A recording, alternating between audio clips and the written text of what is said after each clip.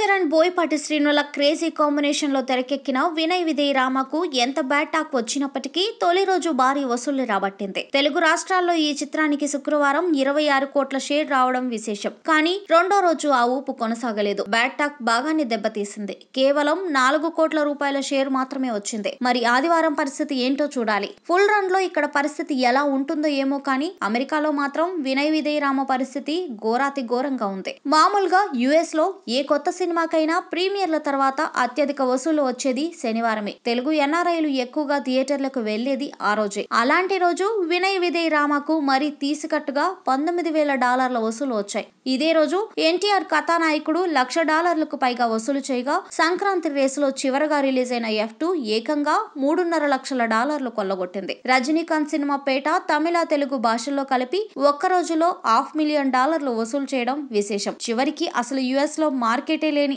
అజిత్ నుంచి వచ్చిన విశ్వాసం సైతం శనివారం $45,000 వసూలు చేసింది. అలాంటిది రంగస్థలంతో $3.5 మిలియన్ కొల్లగొట్టిన రామ్ చరణ్ నుంచి వచ్చిన తర్వాతి సినిమా శనివారం రోజు $20,000 కూడా రాబట్టలేకపోవడం పెద్ద పరాభవమే. కాస్త ఇమేజ్ ఉన్న ఏ హీరో సినిమాకు తొలి శనివారం నాడు ఇంత దారుణమైన వసూళ్లు ఉండవు. మొత్తంగా ఈ చిత్రం ఇప్పటిదాకా అక్కడ వసూలు చేసింది $2.3 లక్షల మాత్రమే. అందులో ప్రీమియర్లతో వచ్చినవే $1.8 లక్షల.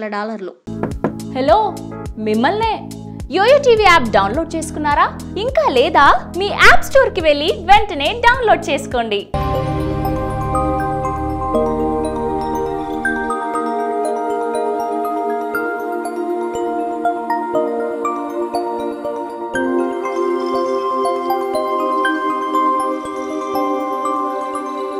ఈ వీడియో గనుక మీకు నచ్చినట్లయితే లైక్ చేయండి, షేర్ చేయండి అండ్ సబ్స్క్రైబ్ చేయండి.